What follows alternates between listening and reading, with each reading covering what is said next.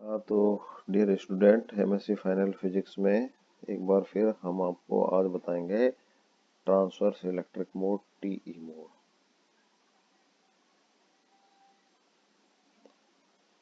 TE mode में हमने आपको बताया इलेक्ट्रिक फील्ड इज ट्रांसवर्स। या इलेक्ट्रिक फील्ड इज ट्रांसवर्स मतलब नो लॉन्गिट्यूडनल कंपोनेंट।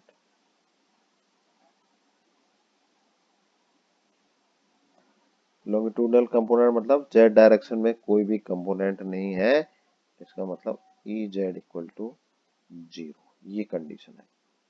अब हम क्या करेंगे, जो बेसिक फील्ड इक्वेशंस हमने जो चार इक्वेशंस निकाल रखी है, ये वाली मैंने एक बार फिर लिख दी है आपको पहले ही। तो इन सब इक्वेशंस में क्या रख देंगे, E z equal to zero रख देंगे तो हमारे पास आ जाएंगी टीई मोड इक्वेशंस। तो टीई मोड इक्वेशंस क्या आई, टीई मोड इक्वेशंस में put E z equal to zero, क्योंकि ई जेड है वो प्रोपेगेशन डायरेक्शन में कोई कंपोनेंट नहीं है, सिर्फ एच जेड कंपोनेंट है प्रोपेगेशन डायरेक्शन। तो इन सब इक्वेशंस में हम ई जेड जीरो लिख देंगे तो सिर्फ क्या कंपोनेंट रह जाएंगे, एच जेड के कंपोनेंट रह जाएंगे। तो एच जेड के जो कंपोनेंट रह जाएंगे तो ये एच एक्स क्या रह जाएगा, जैसे ये gamma minus gamma upon H square, ये वाला कंपोनेंट रह जाएगा। एच वाई में ये कंपोनेंट रह जाएगा और ई एक्स में ये कंपोनेंट रह जाएगा और ई वाई में ई जेड ये कंपोनेंट रह जाएगा। तो हम एक बार फिर लिख लें इसको। तो मैं लिखता हूँ एच एक्स बराबर क्या आ जाएगा, H X equal to minus gamma upon H square delta H Z upon delta X. ऐसे एच वाई रह जाएगा ई जेड जीरो करके minus gamma upon H square delta H Z upon delta Y.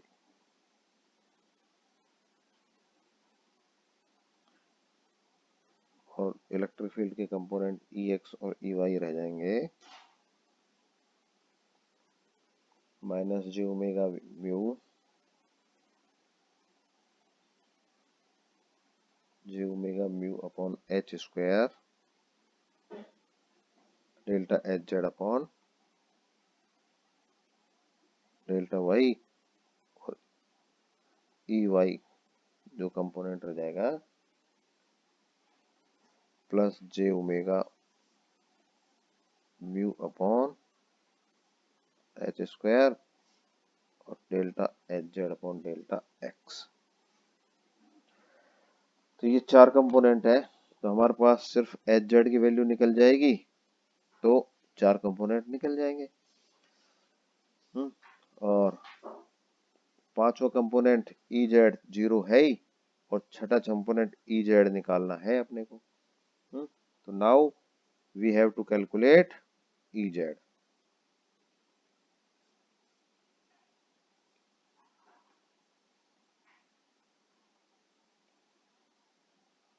H z, और हमने इससे पहले TM mode बताया था, वहां क्या कैलकुलेट करना था, ई जेड कैलकुलेट करना था। तो टीई मोड में एच जेड कैलकुलेट करना है, टीई मोड टीएम मोड में ई जेड कैलकुलेट करना है। तो हम वही चीज कम मिलेंगे जो एच जेड है। वैसे क्या हो गया, ये एच जेड जीरो ये एक्स और वाई का फंक्शन है और ये जेड का फंक्शन में क्या होता है, E raise to power minus gamma Z होता है ये। और टी के फंक्शन में भी हम चाहें तो इसको लिखते हैं कितना, जे ओमेगा टी से, और लिख लेते हैं साइन फंक्शन, ये इस तरह से होता है। तो ये एच जेड की वैल्यू हमने मान ली, जो तीन चीजों का फंक्शन है, एक्स वाई और जेड। और टी का भी है फंक्शन। तो एच जेड जीरो है, ये फंक्शन किसका है, एक्स और वाई का फंक्शन है।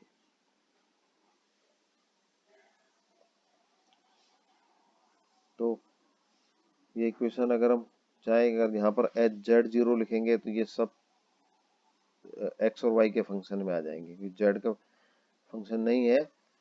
तो इस इक्वेशंस को हम अगर मान लीजिए एच जेड में रिप्लेस करेंगे एच जेड जीरो से, ये यहाँ क्या आ जाएंगे, एच एक्स जीरो से रिप्लेस हो जाएगा, एच वाई जीरो से रिप्लेस हो जाएगा, ई एक्स जीरो से रिप्लेस हो जाएगा, और ई वाई रिप्लेस हो जाएगा किससे, ई वाई जीरो से रिप्लेस हो जाएगा। यानी कि ये क्या है, ये जीरो जो सुपर स्क्रिप्ट है ये एक्स और वाई के फंक्शन है, और ये इसमें तीनों के फंक्शन है, जहाँ जेड का फंक्शन ये बताता है ये। खैर वेव इक्वेशन, वही वेव इक्वेशन हम जानते हैं, वो लिख लेता हूँ, डेल स्क्वायर एच जेड की वो del x square del square H z del Y square del square H z del z square equal to minus H square H Z.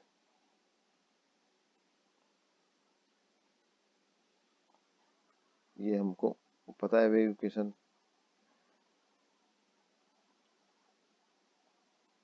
वो उसी की तरह ये चीज गामा स्क्वायर के इक्वल हो जाएगी।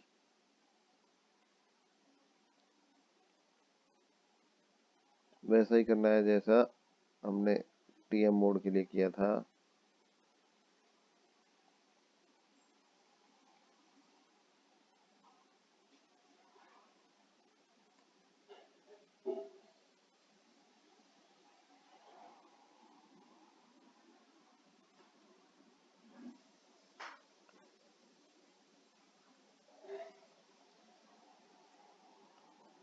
एक मिनट, ये हमने इसको एच स्क्वायर नहीं, म्यू एप्सिलॉन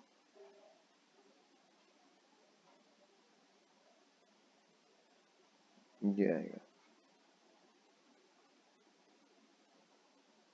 देख लेना आप उसमें।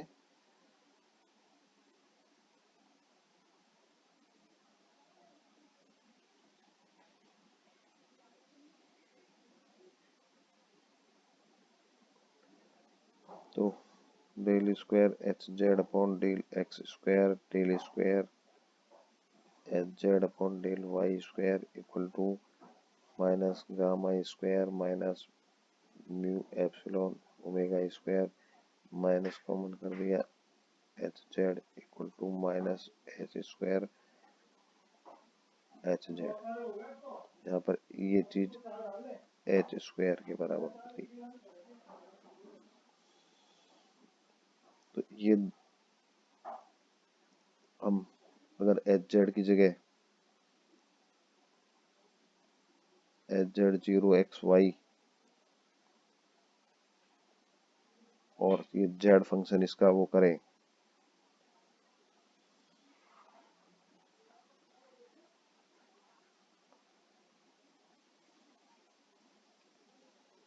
तो हम वही सेपरेशन ऑफ वेरिएबल्स पे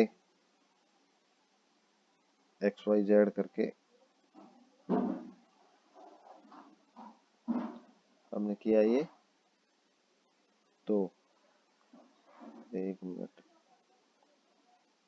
एक्स वाई जेड को करके हम करें तो इसको वही इक्वेशन आ जाएगी उसी की तरह, one upon x del square H Z upon del x square, one upon y del square H Z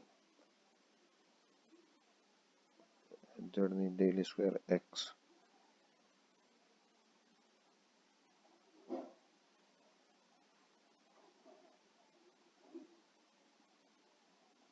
कल किया था बिल्कुल वैसा ही है। माइनस एच स्क्वायर, इसको माइनस ए स्क्वायर माने, वही माइनस बी स्क्वायर माने, कल बी स्क्वायर ही माना था ना, इसको माइनस बी स्क्वायर, इसको minus A square equal to minus H square, या एच स्क्वायर बराबर A square plus B square. तो जो ये पहली इक्वेशन है बी में, ये वाली 1 upon x x del square x upon del x square equal to minus B square, इसका जो सॉल्यूशन है वही कल निकाल लिया था, बिल्कुल उसी तरह ही है। एक्स बराबर C1 cos B X, C2 sine sine B X, और दूसरी equations 1/y del square Y upon del Y square equal to minus, इसका solution y equal to C3 cos A Y, C4 sine A Y. HZ0 X Y दोनों का multiplication क्या आएगा, देखिए C1 C3 cos B x cos A Y plus C2 C3 sine B x cos A Y plus C1 C3 C1 C3 तो आ गया, एक minute, C2 C3 आ गया, C1 C3 आ गया, C1 C4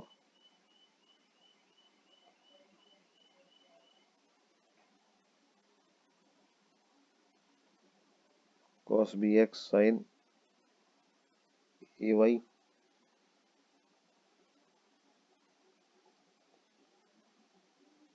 एक C1 C4 और रह गया, C1 C4 हो गया, C1 C3 हो गया, C2 C3 हो गया, C2 C4 रह जाएगा।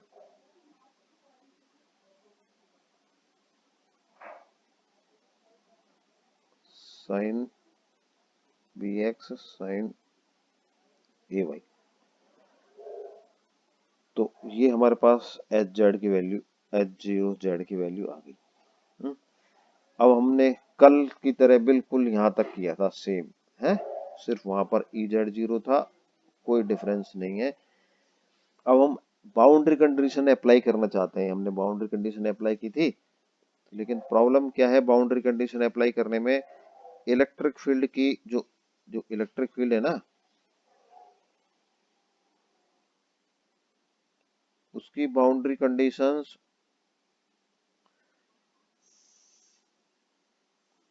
क्या होती है, एक इजीली डिफाइनेबल होती है, क्योंकि इलेक्ट्रिक फील्ड जो मेटल की वॉल है उस पे जीरो होता है।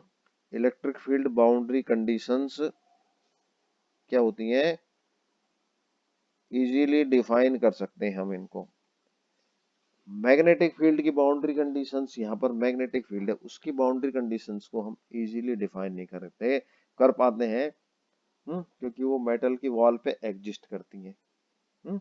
मेटल की वॉल पर मैग्नेटिक फील्ड जीरो नहीं होता, उस वॉल पे सरफेस पर एग्जिस्ट कर सकता है।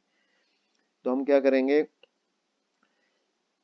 कि इलेक्ट्रिक फील्ड की बाउंड्री कंडीशन ही लगाएंगे, लेकिन मैग्नेटिक फील्ड से इलेक्ट्रिक फील्ड की वैल्यू ऑब्टेन करेंगे। अब ऑब्टेन क्या करेंगे, देखिए ये इक्वेशन है हमारे पास, ये इक्वेशन है ना, यहाँ पर क्या है, ये इलेक्ट्रिक फील्ड की वैल्यू, ये है इलेक्ट्रिक फील्ड की वैल्यू, और ये हमने एच जेड से ऑब्टेन कर रखी है। तो हम y के साथ डिफ्रेंशिएट कर दें एच जेड को, और x के साथ डिफ्रेंशिएट कर दें तो हमको ex और ey मिल जाएंगे।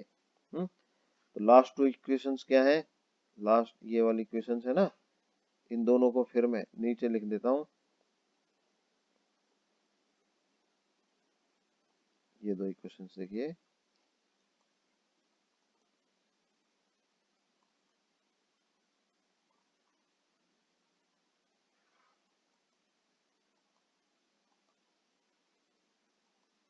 ये दो इक्वेशंस देखिए। तो मैं क्या करूंगा कि डेल्टा एच जेड को डेल्टा एक्स के साथ डिफरेंशिएट करूंगा तो ई वाई मिलेगा मेरे को। तो मैं ई वाई इक्वल टू ये लिख सकता हूँ। तो ई वाई की वैल्यू क्या आ जाएगी, जे ओमेगा म्यू, या डेल्टा एच जेड को मैं डेल्टा एक्स के साथ डिफरेंशिएट कर देता हूँ पहले, इसको बाद में लिखते हैं। यहाँ मेरे को क्या चाहिए, delta H Z upon delta x चाहिए। तो delta H z zero upon delta x बराबर, और एच जेड जीरो क्या है, ये चार इक्वेशन है। तो इन चार इक्वेशंस को मैं एक्स के साथ डिफरेंशिएट करता हूँ। तो मैं देखिए ये sine cos B x sine B x में बदल जाएगा माइनस साइन के साथ, ऐसे sine B x cos B x में बदल जाएगा प्लस साइन के साथ। तो ये आ जाएंगी minus C one C three B sine B x cos A Y minus C one C four B sine B x sine A Y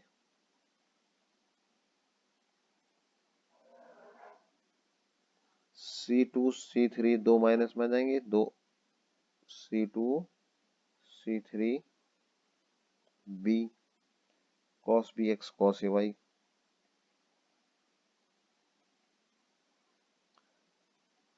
plus C two C four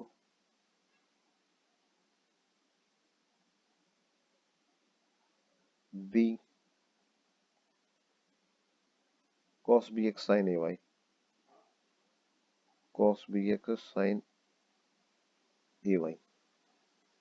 इनको चारों को differentiate कर दिया तो कॉस के minus sign आए ये पहले दो इक्वेशन में, और बाद के इक्वेशन में ये साइन इसके प्लस आ गए इनके, और इनके डिफरेंशियल माइनस आए। देख लो ये चार इक्वेशन यूं की यूं आती हैं। तो delta H z zero upon delta x ये होता है। तो अब हम इसकी वैल्यू इसमें रख सकते हैं। तो आज हम इतना ही करते हैं क्योंकि वीडियो फिर अपलोड नहीं होता है। Thank you. ओके।